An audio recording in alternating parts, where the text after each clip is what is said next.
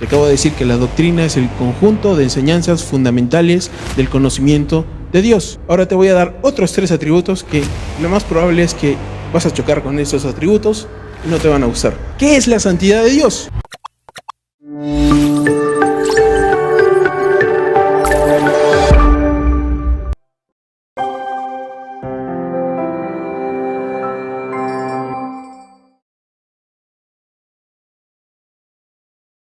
Por favor, les pido que me acompañen al libro de Jeremías, capítulo 9, versículos del 23 al 24.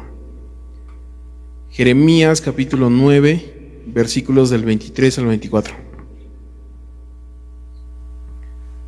Dice: Así dijo Jehová: no se alabe el sabio en su sabiduría, ni en su valentía se alabe el valiente, ni el rico se alabe en sus riquezas.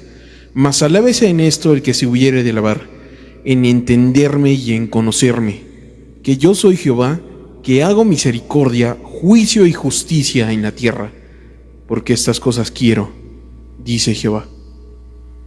Bien, el título del sermón de esta mañana se llama Conociendo a Dios. Conociendo a Dios. Uno de los mayores problemas que tiene la iglesia es que tenemos gente que no conoce a Dios, que viene los domingos pero realmente no conoce a Dios.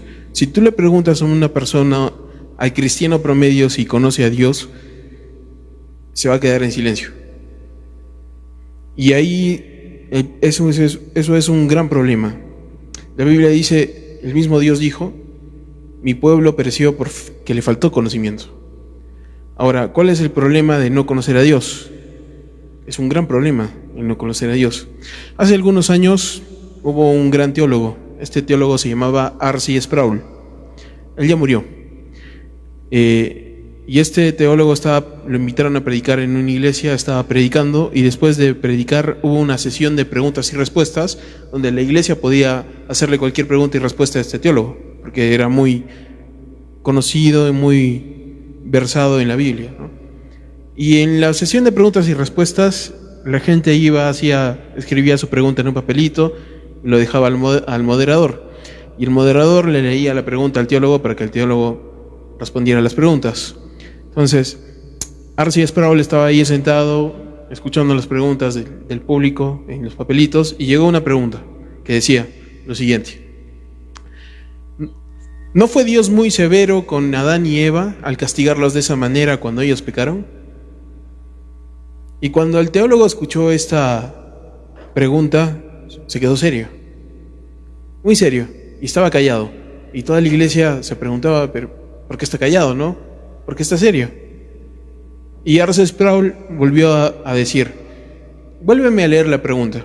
Y le leyó otra vez la pregunta: ¿no fue Dios muy severo con Adán y Eva después de haber pecado, castigándolos de esa manera? Y R.C. Sproul responde: ¿perdón? Dijo. A ver, silencio en todo el auditorio, dijo. ¿Me estás diciendo que Adán, el primer pecador de la historia, se atrevió a blasfemar contra el Dios del cielo diciéndole: la mujer que tú me diste fue la culpable? ¿Te acabas de dar cuenta de la blasfemia que hizo ese hombre? Se atrevió a blasfemar el nombre de Dios diciéndole que él era el culpable por su pecado. Y me estás diciendo que Dios fue muy severo en castigarlos así, Adán y Eva, sacándolos del jardín del Edén. ¿Qué sucede con ustedes?, les dijo R.C. Sproul. Lo único es, esa pregunta solo me dice una cosa: ustedes no conocen a Dios. Ustedes no conocen a Dios. Y la gente se quedó consternada. La verdad es que R.C. Sproul les dio donde ellos más necesitaban. Ellos se dieron cuenta de que no conocían a Dios. Parece una simple pregunta, ¿verdad? Parece una pregunta hasta legítima, pero esa pregunta revela una gran verdad dentro de la iglesia. La gente no conoce a Dios. Y acá en Jeremías nos está dando la clave para poder conocer a Dios. Mira lo que dice el versículo 23. Así dijo Jehová: no se alabe el sabio en su sabiduría, ni en su valentía se alabe el valiente, ni el rico se alabe en sus riquezas. ¿Qué nos está diciendo? Que esas cosas no valen nada. ¿Para qué vives tu vida el día de hoy? ¿Vives para ser próspero? ¿Vives para ser rico? ¿Vives para el fin de semana estar tranquilo, salir de fiesta? ¿Vives para ser admirado? ¿Buscas tener un título? ¿Buscas sacar otro título en la universidad? ¿Buscas ser un PhD? ¿Buscas ser un doctor? ¿Buscas ser una buena persona? ¿Buscas ser un luchador social? ¿Buscas ser una gran persona? Etcétera, etcétera, etcétera, etcétera, etcétera, etcétera, etcétera. Nos está diciendo el versículo 23 de Jeremías que eso no vale absolutamente nada. No sirve. De nada sirve. Otra vez dice, no se alabe el sabio en su sabiduría, ni en su valentía se alabe el valiente, ni el rico se alabe en sus riquezas. No vale absolutamente nada. De eso no se trata la vida. ¿Tú piensas que la vida se trata de eso? Acá te está diciendo, eso no vale nada, es polvo. Pero mira lo que dice el versículo 24. Mas alábese en esto el que se hubiere de alabar, en entenderme y conocerme que yo soy Jehová. Hasta ahí nomás. Hasta ahí nomás. Mas alábese el que se hubiere de alabar, en entenderme y en conocerme que yo soy Jehová. Acá te está dando Jeremías la clave del significado de la vida. ¿Qué significa la vida? En entender y conocer quién es Dios. ¿Te das cuenta? ¿Te das cuenta? Ahora, ¿qué significa esto de entender y conocer a Dios? Primero, entender significa un conocimiento intelectual y conocer significa un conocimiento personal. ¿De acuerdo? Entender significa un conocimiento intelectual y conocer significa un conocimiento personal. Vayamos primero con entender. Cuando nos dice Jeremías, alábese en esto alábase en esto el que se hubiere de alabar, en entenderme y en conocerme. Entenderme primero es un conocimiento intelectual. ¿A qué se refiere un conocimiento intelectual? El conocimiento intelectual es un conocimiento importante y necesario. Pues en otras palabras, el conocimiento intelectual es la doctrina cristiana que nos afirma en Dios. Es la doctrina cristiana que nos afirma en Dios. ¿Qué es doctrina? Si yo te pregunto esta mañana. ¿Sabes qué es doctrina? Hemos escuchado esa palabra miles de veces, pero si te preguntan alguna vez, ¿qué es doctrina? Te quedas frío. ¿Qué es doctrina? Doctrina es el conjunto de enseñanzas fundamentales del conocimiento de Dios. Otra vez, ¿qué es doctrina? Es el conjunto de enseñanzas fundamentales del conocimiento de Dios. Eso es doctrina. Lo fundamental del conocimiento de Dios. Ahora, hay un montón de doctrinas que enseña la palabra de Dios. Muchas doctrinas, pero hay doctrinas fundamentales, que es lo que deberíamos conocer como cristianos, como conocimiento intelectual. Ahora, ¿sabes qué pasa? ¿Te acuerdas que te dije al principio que había un gran problema con la iglesia cristiana? Que no conocían a Dios, que no hay un conocimiento intelectual de Dios. ¿Sabes lo que pasó hace unos días? Estaba escuchando yo a un famoso predicador argentino, motivacional, ¿verdad? Este predicador. Es un predicador que suele hacer muchos chistes. Ya saben de quién estoy hablando, no es necesario decir su nombre. Y este predicador es bastante polémico. ¿Sabes por qué?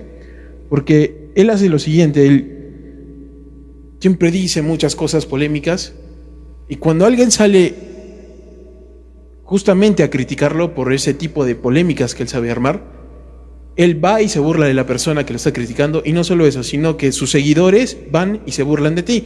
En otras palabras, vienen y te hacen añicos en redes sociales. O sea, es como una idolatría que se ha gestado alrededor de esta persona. Y no se dan cuenta.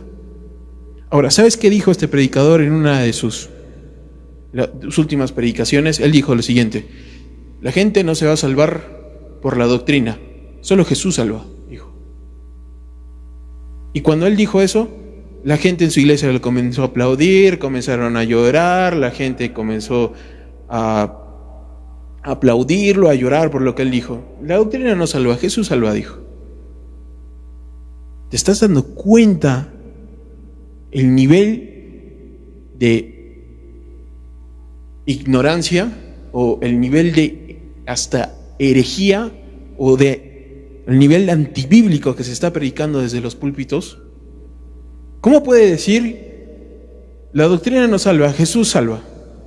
Dijo.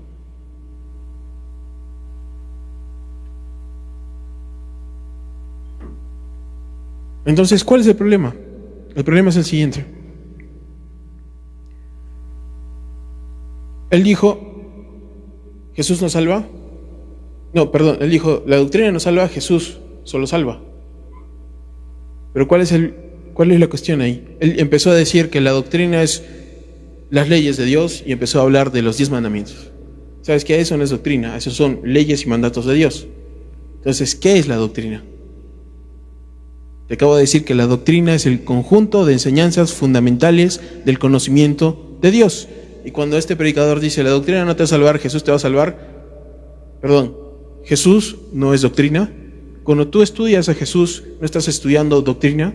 ¿Por qué? ¿Quién es Jesús? Si yo te pregunto esta mañana. ¿Quién es Jesús? No es Dios, ¿verdad? Y el conocimiento de Dios no es doctrina. Entonces, si tú separas a Jesús de la doctrina, no puedes separar a Jesús de la doctrina, porque Jesús es ¿qué? Doctrina.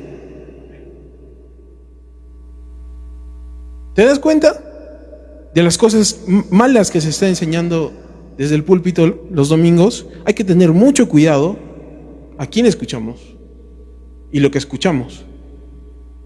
El apóstol Pablo dijo que hay que ser como la gente de Berea. ¿Qué hacía la gente de Berea? Cuando el apóstol Pablo entró a predicar a Berea, ¿qué hicieron los bereanos? Espérate, voy a consultarlo primero con la Biblia, a ver si lo que me estás diciendo es verdad. ¿Cierto? Hasta lo cuestionaron al apóstol Pablo, pero fueron y estudiaron la Biblia. Lo que estás diciendo es verdad. Hay que ser como los bereanos, que no deberías tampoco confiar en mí. Toda la cosa que diga tú no deberías decir y tomarlo como el 100%. Lo que tú deberías hacer es, ok, has dicho eso, lo voy a consultar con la Biblia. Sí, tienes razón. ¿Verdad? Eso es lo que debemos hacer. Necesitamos doctrina. ¿Y cómo entendemos de doctrina? ¿Estudiando qué? La palabra de Dios. Ahora, hay 3 cosas fundamentales cuando uno es salvado por Dios y te vuelves cristiano. Hay 3 preguntas fundamentales que tienes que hacerte. 3 preguntas. La primera pregunta es, ¿quién es Dios? La segunda pregunta es, ¿cuáles son sus obras? Y la tercera pregunta es, ¿cuál es su voluntad? ¿Verdad? Es lo fundamental de lo fundamental que tú deberías conocer. ¿Quién es Dios? ¿Cuáles son sus obras? ¿Y cuál es su voluntad?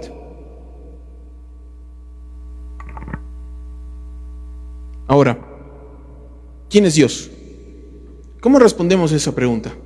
¿Quién es? Si yo te pregunto ahorita quién es Dios, ¿qué me dirías, por ejemplo? Los que están aquí. ¿Quién es Dios? ¿Qué me responderían?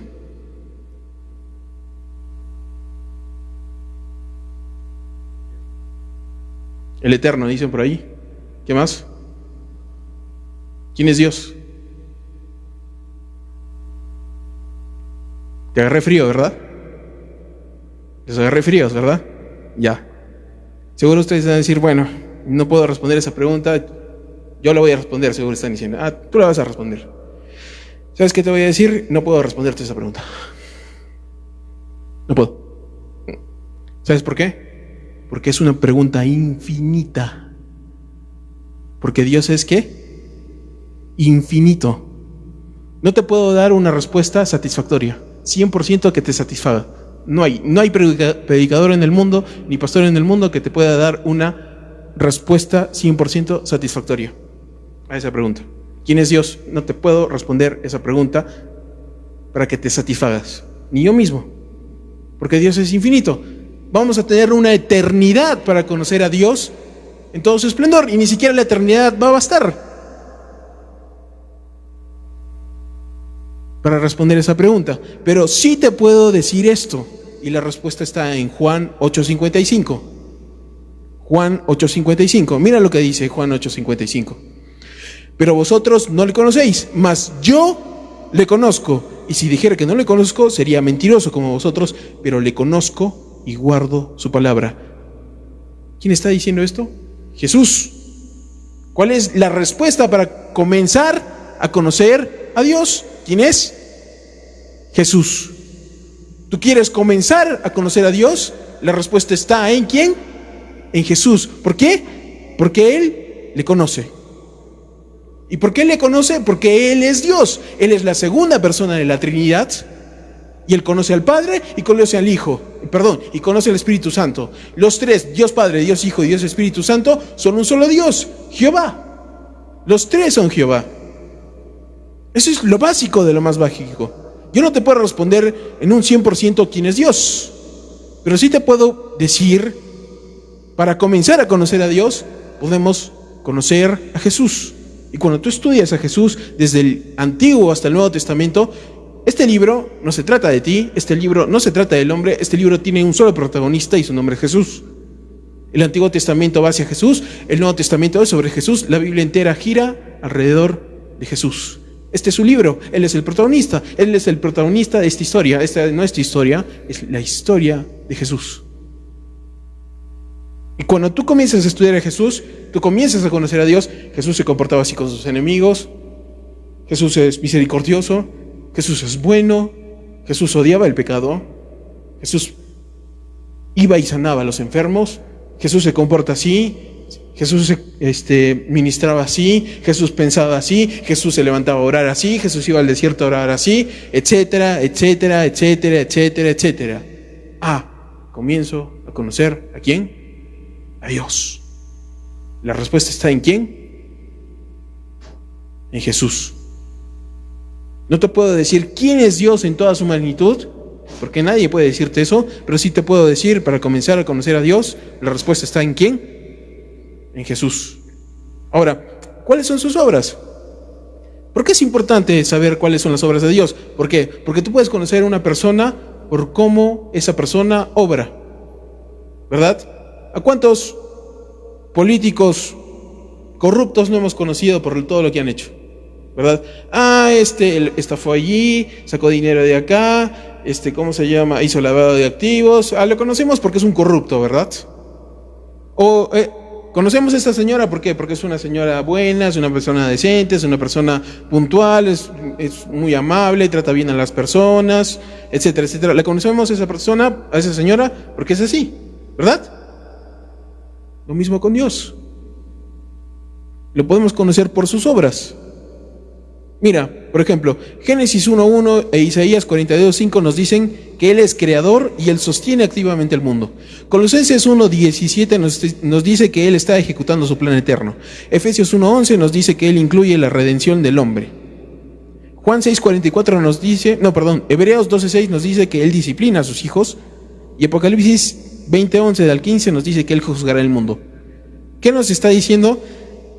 Las obras de Dios en el pasado, en el presente y en el futuro. En el pasado, Dios creador y que sostiene el mundo. En el presente, que Él está ejecutando su plan eterno, que Él incluye la redención del hombre, que Él lleva a la gente a Cristo, Él disciplina a sus hijos y en el futuro que Él juzgará el mundo.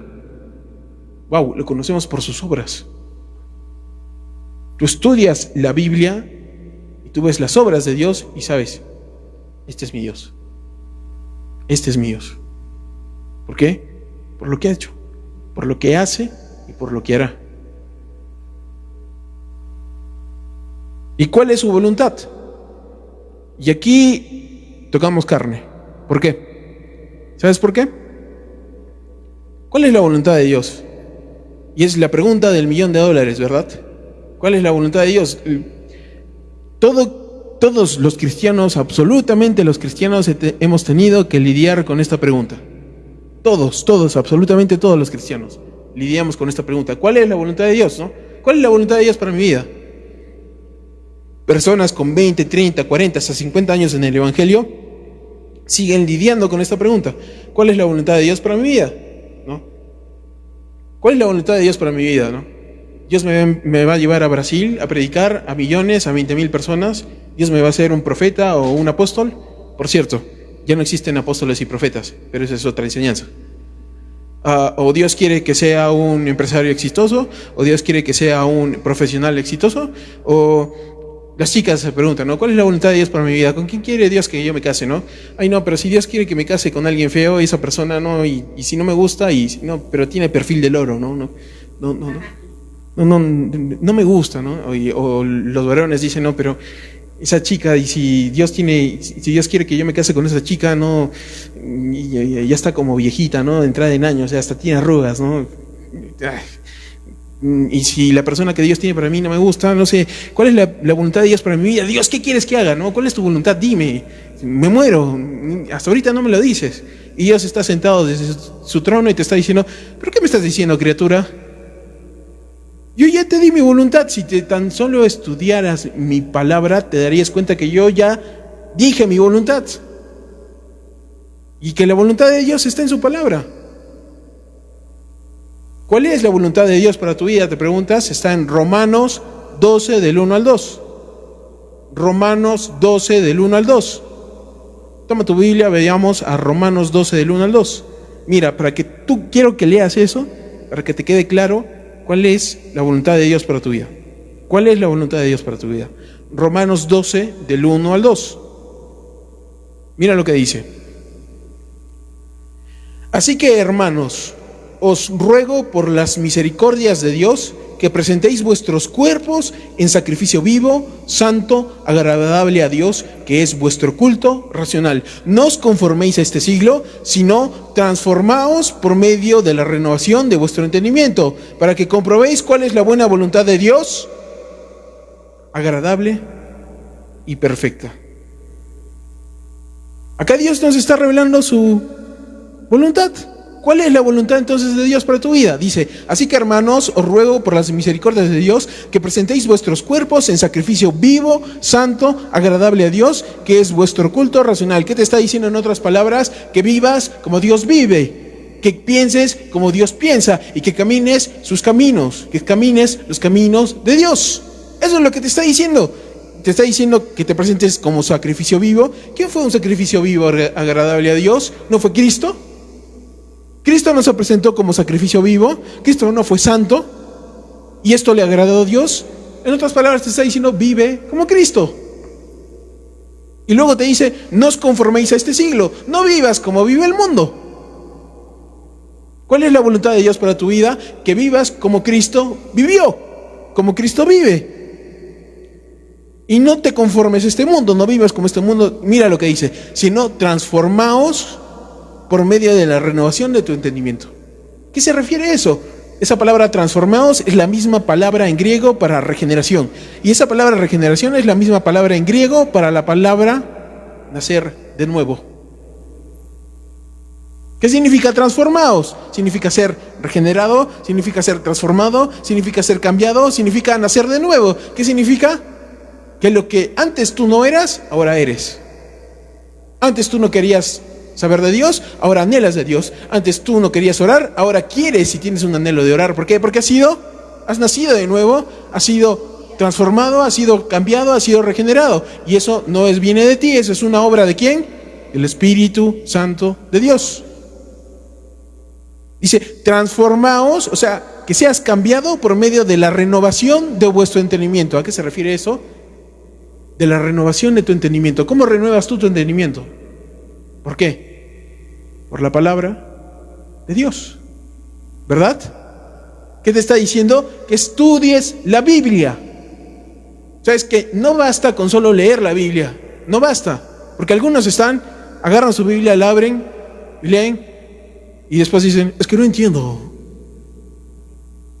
Voy a ver TikTok. No, mejor YouTube. No, la novela. Hermanos, tienes cantidad de herramientas. Vivimos en un momento de la historia donde tienes la información en la palma de tu mano y no te cuesta ni un solo centavo. Tú puedes leer un capítulo de la Biblia, por ejemplo Mateo, y después te puedes ir a un comentario bíblico ¿Ya? ¿Cuál es el comentario bíblico que yo personalmente recomiendo? Es el comentario bíblico del pastor David Guzik. ¿Cómo se escribe Guzik? G-U-Z-I-K. David Guzik. Escribe en Google. Entras tú a Google, es fácil. Pones comentario bíblico del pastor David Guzik. El comentario bíblico se llama Enduring Word. Así se llama. Tú entras ahí al comentario bíblico y te sale de Génesis a Apocalipsis. Tú buscas Mateo 1 y te sale ahí todo el comentario de Mateo 1, todo lo que necesitas saber sobre Mateo 1, referencias históricas, y todo está al alcance de ¿qué? De tu mente. No es difícil entenderlo. Es para un niño de primaria.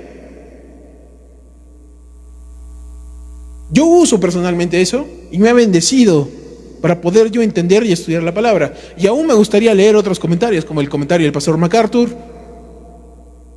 como el comentario de Spurgeon, como el comentario de Whitefield,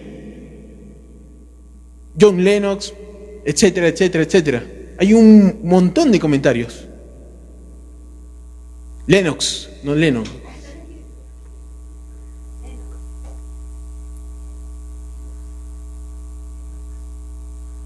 Y hay muchos comentarios que tú puedes leer y entender lo que estás leyendo. Porque si no haces eso, no estudias la Biblia, vas a seguir diciendo, es que no entiendo. ¿Quién es para entender la Biblia?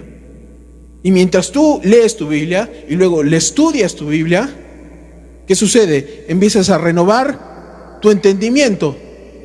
Empiezas a renovar tu entendimiento. Y dice después, para que comprobéis cuál es la buena voluntad de Dios, agradable y perfecta. ¿Cuál es la buena voluntad de Dios, agradable y perfecta para tu vida?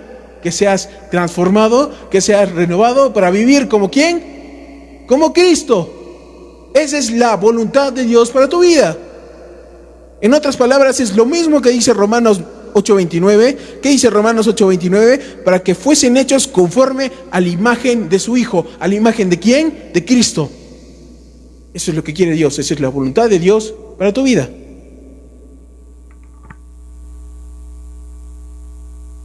¿Te das cuenta por qué entender a Dios significa un conocimiento intelectual?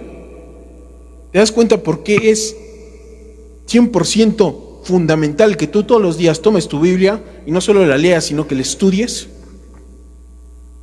Es fundamental para tu vida. Este libro es tu vida. Sin este libro te mueres. Pero es muy pocos realmente lo que hacen esto. Ahora, necesitamos en lo que dice Jeremías, en entenderme y en conocerme. Entender ya hemos visto que es un conocimiento intelectual. Pero cuando dice en conocerme, es un conocimiento personal. ¿Ya? No solo basta un conocimiento intelectual, porque hay muchas personas que tienen un conocimiento intelectual, conocen mucho de doctrina, conocen mucho de Biblia, pero no tienen un conocimiento personal. ¿Por qué? Porque sus vidas no han sido cambiadas. Y un conocimiento personal que hace ver muchas cosas. Otra vez, ¿cuál es la clave para un conocimiento personal? Cristo. ¿Por qué? Porque Cristo te hace ver quién es Dios. Cristo te hace ver quién eres tú. ¿Cuál es tu condición? ¿Cuál es tu destino final? Y tu necesidad de Cristo. Cuando tú tienes una relación personal con Cristo, tú ves todas esas cosas. Sabes quién es Dios, te asombra quién es Dios y a la vez te aterra quién es Dios. Puedes ver tu condición como ser humano. Eres un ser pecador, eres esclavo del pecado, vas camino al infierno y estás bajo la justa ira de un Dios que es 3 veces santo.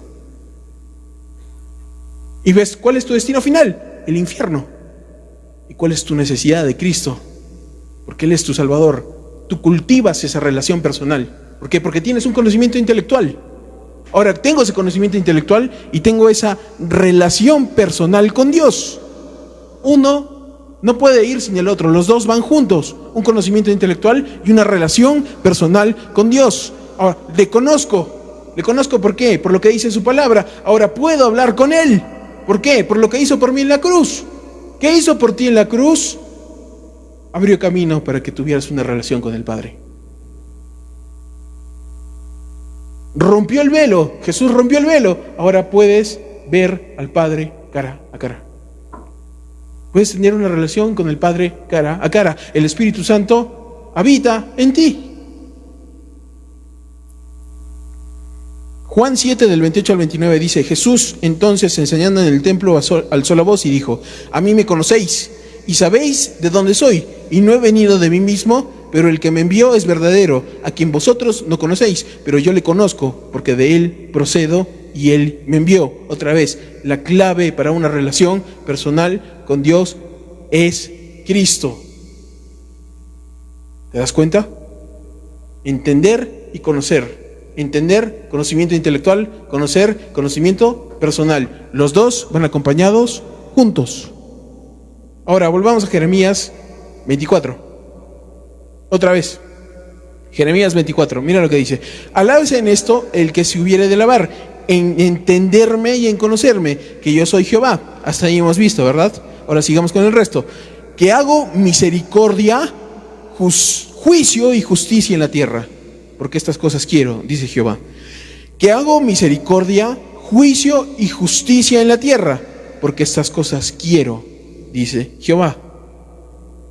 ¿Qué es esto de misericordia, juicio y justicia? Si yo les pregunto, ¿a qué se refiere con misericordia, juicio y justicia? A ver, sean sinceros y díganme, ¿a qué se refiere esto? ¿Qué es esto de justicia, juicio y misericordia?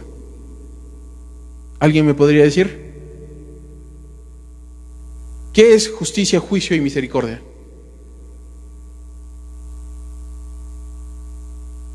Los volví a agarrar fríos, ¿verdad?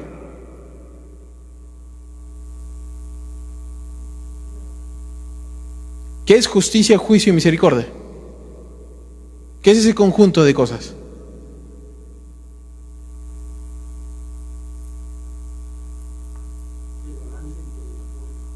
El balance entre el amor y la justicia. No.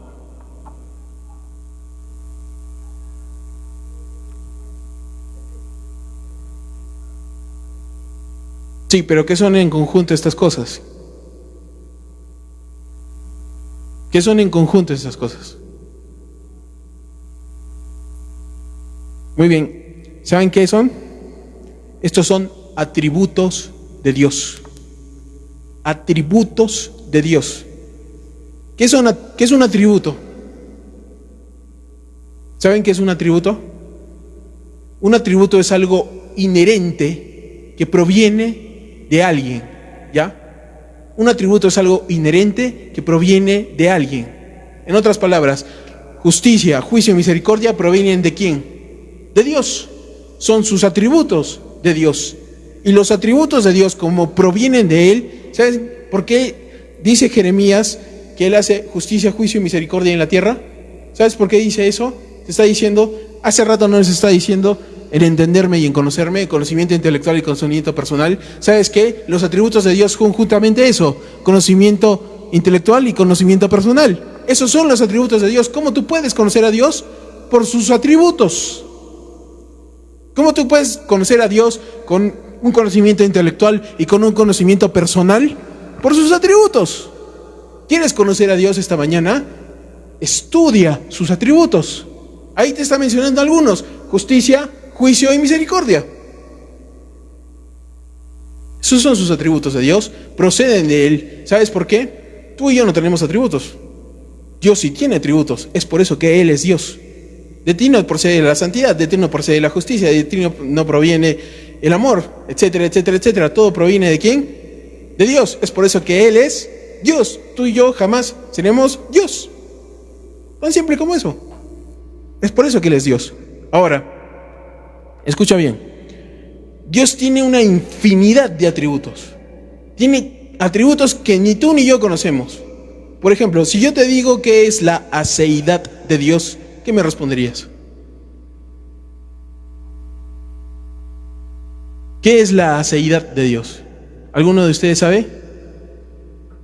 No, ¿verdad? ¿Sabes qué? Ese es un término que yo tampoco conocía y que recién hace 2 años comencé a verlo.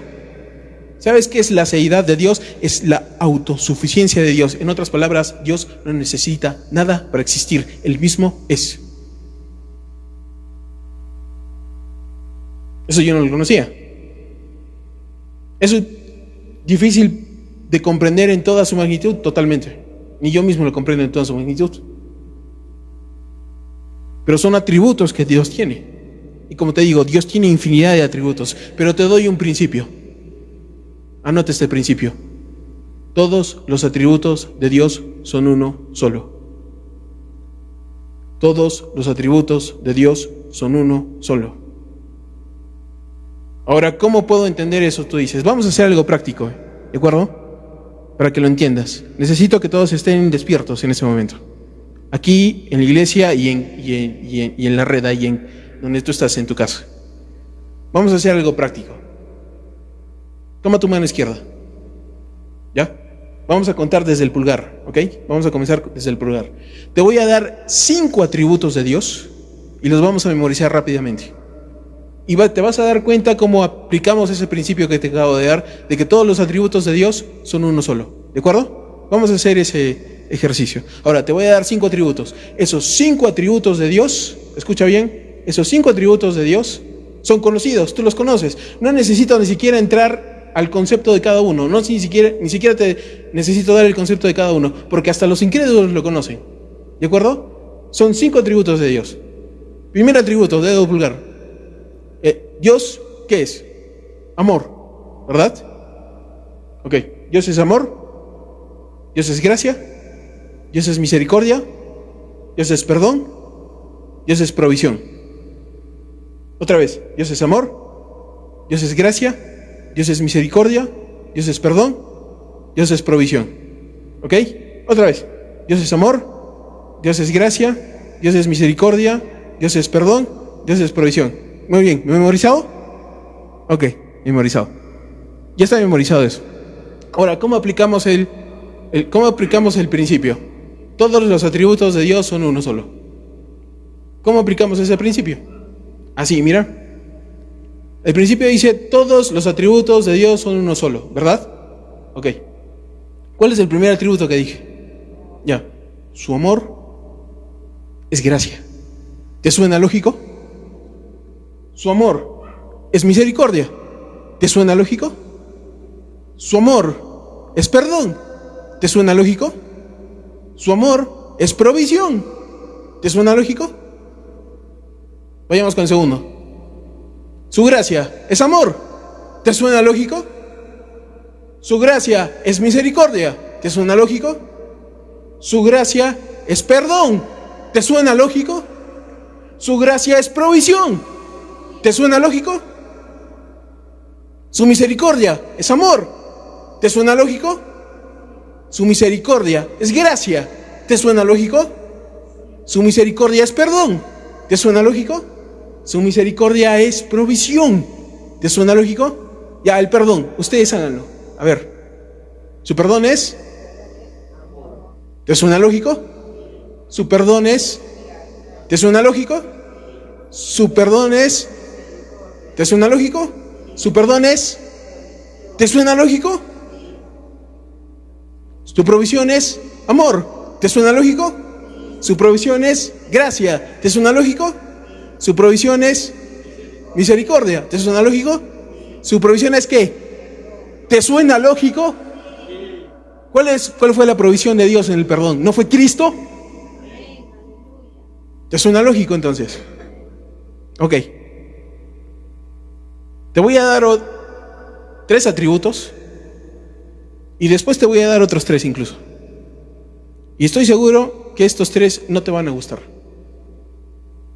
Porque los que hemos visto ahorita son muy bonitos, ¿verdad? Hasta el mundo lo conoce.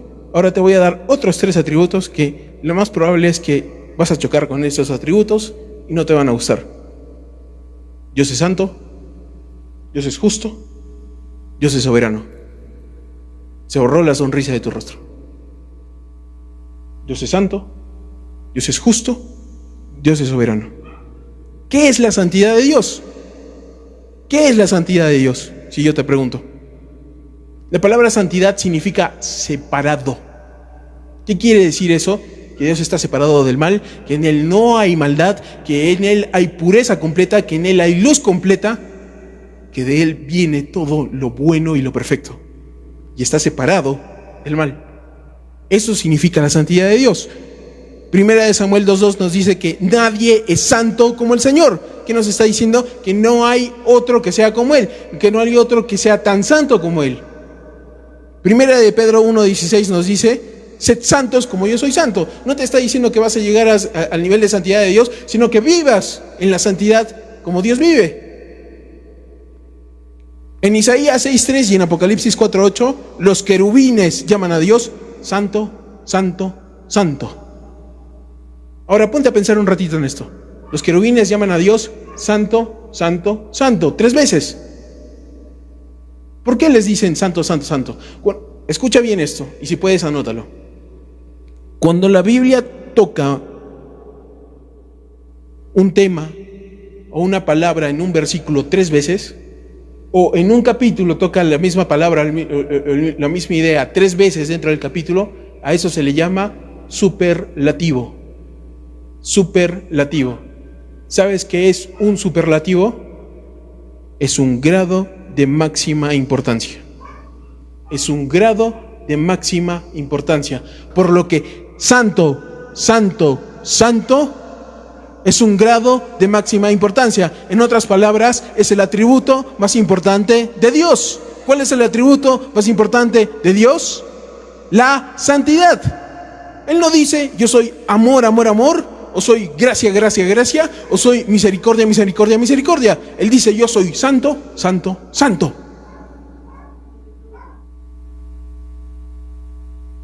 Y tú y yo estamos constantemente pecando contra un ser que es 3 veces santo. Un pensamiento, una mala acción, una palabra, y tú no te das cuenta. La santidad de Dios va muy más allá de lo que tú entiendes o comprendes, o de lo que yo entiendo o comprendo. Y estamos pecando contra un Dios que es 3 veces santo. ¿Te das cuenta el peligro que hay en la iglesia de exacerbar por encima el amor de Dios? Sí, Dios es amor. Yo no te estoy diciendo que Dios no es amor. Dios es amor, Él se sacrificó por ti en la cruz. Pero su amor es santo.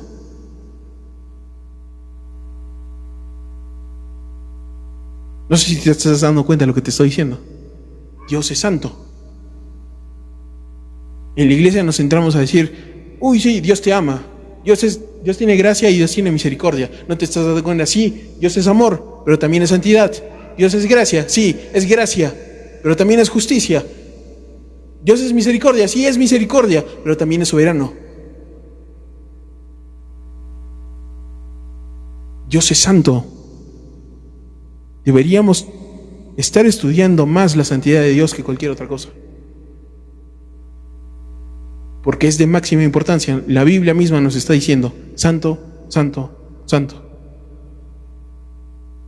¿Qué es la justicia de Dios? Otro atributo. ¿Qué te dije? Dios es santo, Dios es justo, Dios es soberano. ¿Qué es la justicia?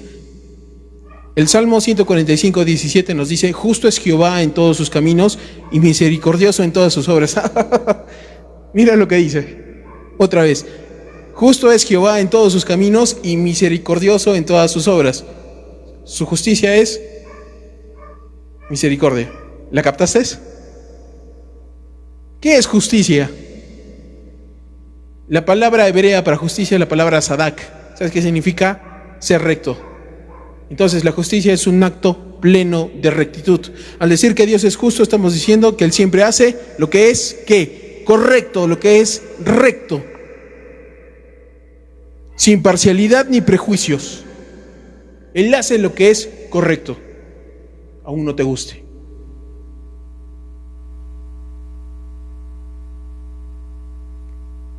¿Qué es la soberanía de Dios? Otro atributo que dijimos: Dios es santo, Dios es justo, Dios es ¿qué? Soberano.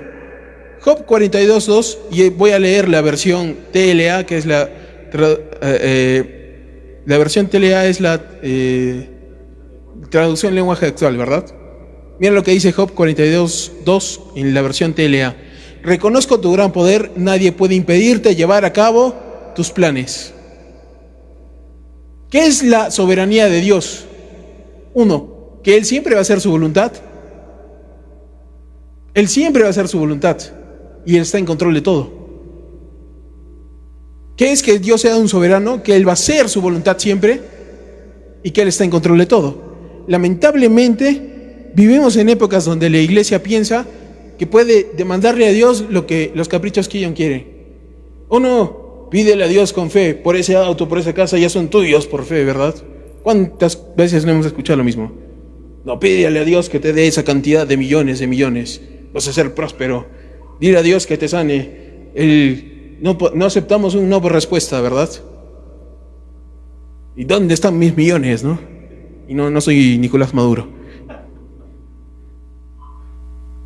¿Así no hemos escuchado varias veces?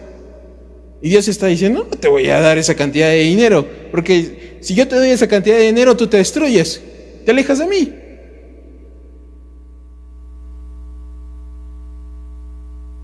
Dios siempre hace su voluntad, te guste o no te guste.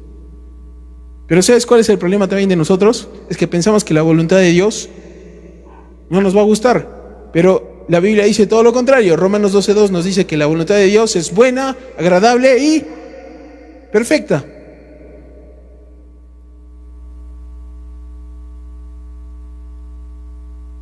Un chico cristiano se enamoró de una chica que no era cristiana y le pedía a Dios que la cambie, le pedía a Dios que la salve. Dios le dijo no, no, no y no. El chico no quería porque se había encaprichado con esa mujer, hasta que Dios le dijo, ¡prah!, le cortó. Con una tijera le cortó esa relación y la chica se fue. Y el chico se quedó destrozado. Años más tarde, Dios hizo una obra en ese chico, el chico maduró y conoció a una chica cristiana que encajó perfectamente con él. Y ahí se dio cuenta, ¿sabes qué? La voluntad de Dios era mejor de lo que yo quería. ¿Qué hubiera pasado si yo hubiera obtenido lo que yo quería? Hubiera sido un desastre. Por eso es que Dios siempre hace su voluntad. Él es soberano. Soberano. Pero estamos acostumbrados a querer lo que nosotros queremos, a encapricharnos con lo que nosotros queremos, ¿verdad? Mira, Dios es santo, Dios es justo, Dios es soberano. Te voy a dar otros tres y ni siquiera voy a entrar en detalles. Dios es santo, Dios es justo, Dios es soberano. También odia, es un vengativo y es celoso. ¿Cómo la ves?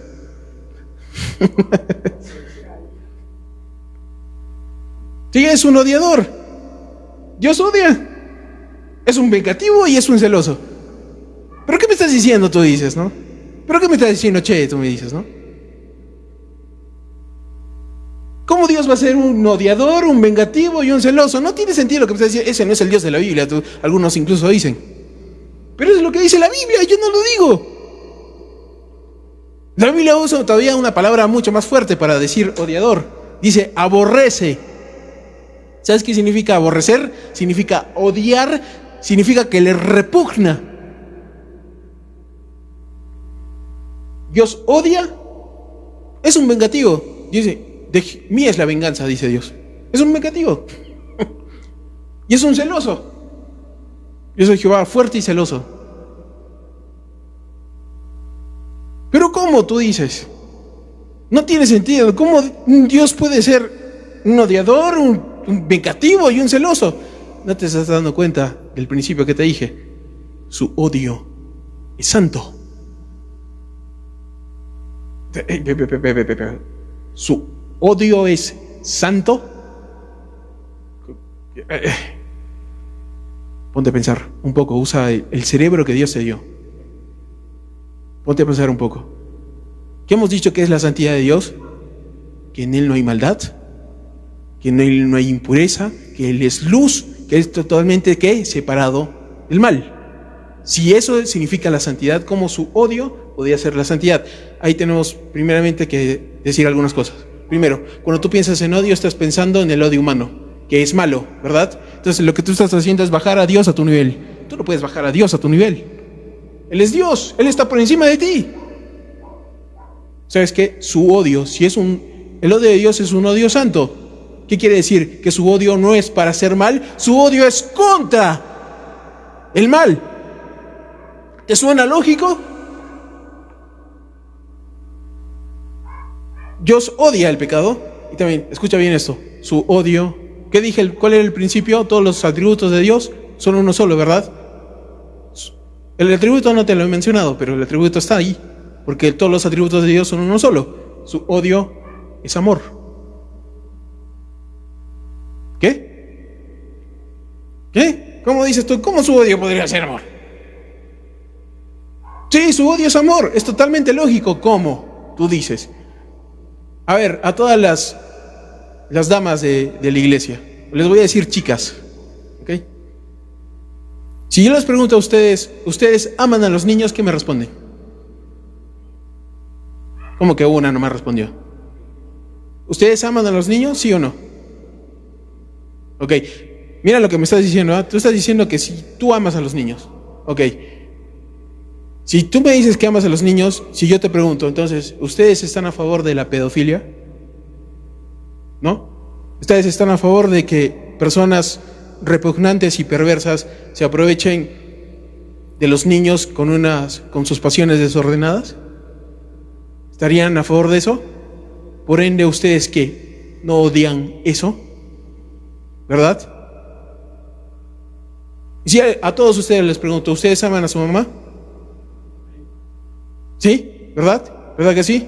¿Ustedes estarían a favor de que a su mamá le peguen o la maltraten psicológicamente o físicamente? No. No, ¿verdad? ¿Ustedes qué? Odiarían eso, ¿verdad? Por ende, Dios ama la justicia y odia ¿qué? El pecado. ¿Te das cuenta que sí Dios puede odiar? ¿Te das cuenta? Porque su odio es amor y su odio es santo. Dios odia. Dios es venganza. Es un vengativo, dice. Pero su venganza es una venganza santa, justa.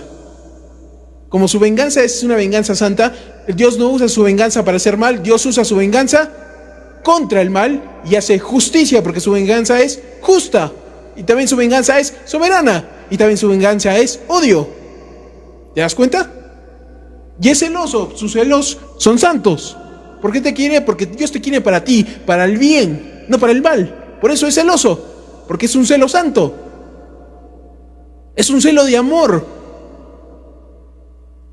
¿Te das cuenta? Algunos de ustedes es como si hubieran descubierto una mina de oro. Cuando yo descubrí esto, me acuerdo que me pasé toda la noche haciendo su gracias, misericordia, su misericordia, tal, wow. Me pasé toda la noche así, amanecí todo así con ojeras, pero con una sonrisa, porque me pasé haciendo cálculos de los infinitos atributos de Dios. Me quedé totalmente anonadado y sorprendido. Y así pude comenzar a conocer a Dios. ¿Sabes cuál es tu deber como cristiano? Empezar a estudiar los atributos de Dios. Ahí vas a poder entenderlo y conocerlo. Y quiero terminar con esto.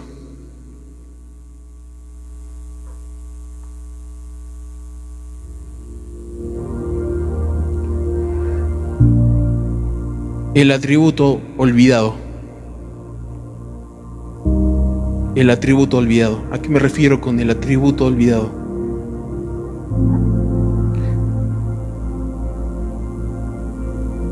¿Cuál es el atributo olvidado en las iglesias?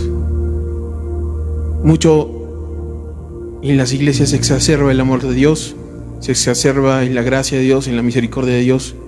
Nos olvidamos de que Dios es santo, nos olvidamos de que Dios es soberano, nos olvidamos de que Dios es justo. Y cuando se escuchan estas palabras dicen, no, ese no es el Dios de la Biblia, dicen muchos. No, Dios es un Dios de amor, Dios es un Dios de gracia y misericordia. ¿Cómo podría ser un Dios santo o justo? ¿O cómo podría ser un Dios que odia? ¿O un Dios que es vengativo? ¿O un Dios que es... Ese no es el Dios de la Biblia. Tú me estás diciendo cosas falsas. No te estoy diciendo cosas falsas. Es lo que dice la Biblia. ¿Cuál es el atributo olvidado? Muy pocas iglesias predican esto. Incluso muy pocas iglesias saben de esto. ¿Cuál es el atributo olvidado de la Biblia? La ira de Dios. Sí, la ira es un atributo. ¿Dios qué es la ira de Dios? La ira de Dios es la respuesta divina al pecado. Dios es un Dios que es 3 veces santo. Él odia el pecado y va a ejecutar justicia contra el pecado, derramando su ira sobre el pecador. El mismo salmista decía, Dios es juez justo y está airado contra el impío todos los días. Mira lo que está diciendo, que Él está airado contra el impío todos los días. Y eso está escrito en un presente perfecto. Es un presente que nunca acaba hasta que la ira sea derramada. Y la ira va a ser derramada porque el Apocalipsis dice que a todos aquellos que lo rechacen será derramada la ira sobre ellos. Dios está airado contra el pecador todos los días. Hay una frase que el cristiano dice mucho: Dios ama al pecador pero odia el pecado. Es una frase cierta, pero muchos la malentienden porque piensan que Dios simplemente te acepta con tu pecado. No, lo cierto es que Dios sí ama al pecador, pero también está lleno de ira contra el pecador todos los días. La ira de Dios está sobre el mundo. Todo el mundo está ahorita en este momento bajo la ira de Dios. Dios ama al pecador, sí, Dios ama al pecador, pero también tiene ira con el pecador. ¿Te das cuenta de lo que te estoy diciendo? Su amor es ira, su ira es amor. ¿Cómo su ira podría ser amor? Por lo siguiente: Mateo 26:39. Jesús estaba en el Getsemaní, Jesús estaba sangrando, estaba sudando sangre, y Jesús le dijo esto a Dios el Padre antes de ir a la cruz. Le dijo: Padre, si puedes, pasa de mí esta copa, pero que no se haga mi voluntad, sino la tuya. ¿Qué significa la copa? Los clavos en las manos y los pies, los látigos, los golpes, la desfiguración, no. Eso significa que tú y yo somos unos miserables que golpeamos al Hijo de Dios y lo crucificamos en una cruz. Eso significa eso. ¿Pero a qué se refiere la copa? Cuando Jesús le dijo, todo aterrado, a su Padre: Padre, si puedes, pasa de mí esta copa. ¿Qué significa la copa? El Salmo 75:8 dice que el cáliz está lleno de su furor. ¿Qué es un cáliz? Es una copa. ¿De qué está llena la copa? De su furor. ¿Qué es el furor? La ira de Dios. Jeremías dijo también que la copa de la ira de Dios estaba llena. Y el Apocalipsis nos habla de la copa de la ira de Dios. ¿Qué se refería Jesús cuando dijo: Padre, si puedes, pasa de mí esta copa, pero que no se haga mi voluntad sino la tuya? ¿Qué se refiere? Jesús tuvo que enfrentar el terror más grande que cualquier hombre podía enfrentar, que es la ira de Dios. Y esta es la verdad del Evangelio. Esta es la verdad del Evangelio. Escucha bien: ningún hombre en su condición de hombre podría morir por los pecados de la humanidad, porque tú y yo somos pecadores, y se requería de un sacrificio puro, santo y perfecto para purgar nuestros pecados. ¿Cuál es la respuesta entonces? Si tú y yo podríamos morir por los pecados de la humanidad, la respuesta es: solo Dios podía morir por los pecados de la humanidad. Segunda cosa: ningún hombre en su condición de hombre podría resistir la ira de Dios, porque tan solo una pizca de la ira de Dios te extermina y te fulmina. Y se necesitaba alguien que resistiera toda la ira de Dios para poder purgar y exterminar todo tu pecado. Si tú ni yo podíamos resistir la ira de Dios, solo hay una respuesta: solo Dios podría resistir la ira de Dios. Y si solo Dios podía morir por los pecados de la humanidad, y si solo Dios podría resistir la ira de Dios, te hago esta pregunta esta mañana: ¿quién es Cristo?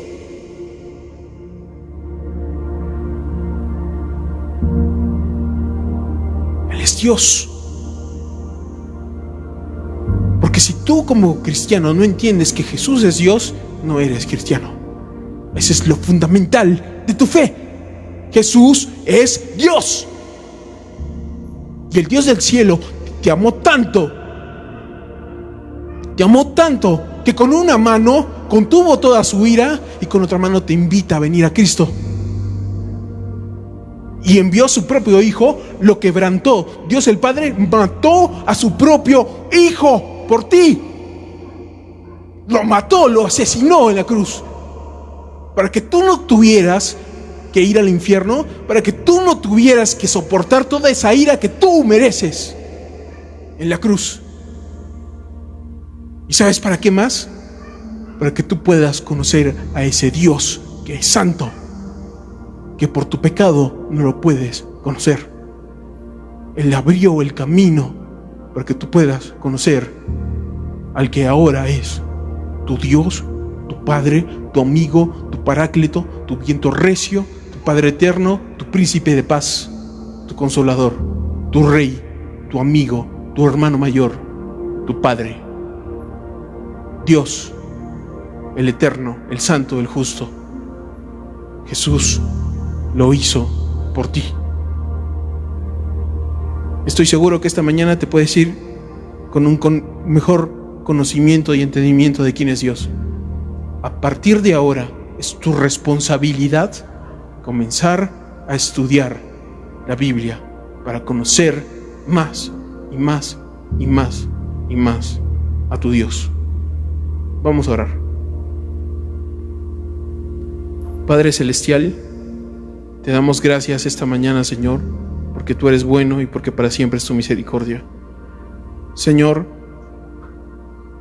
vamos con corazones tal vez cargados, trabajados y cansados, que muchas veces solo busca satisfacción en este mundo, Señor, y no nos damos cuenta que es necesario conocerte más y más, porque ese es el significado de la vida. Dice que no se alabe el rico en sus riquezas ni el valiente en su valentía, mas alabes en esto el que se hubiera de alabar en entenderme y en conocerme, que yo soy Jehová, que hace justicia, juicio y misericordia en la tierra, porque estas cosas quiero, dice tu palabra.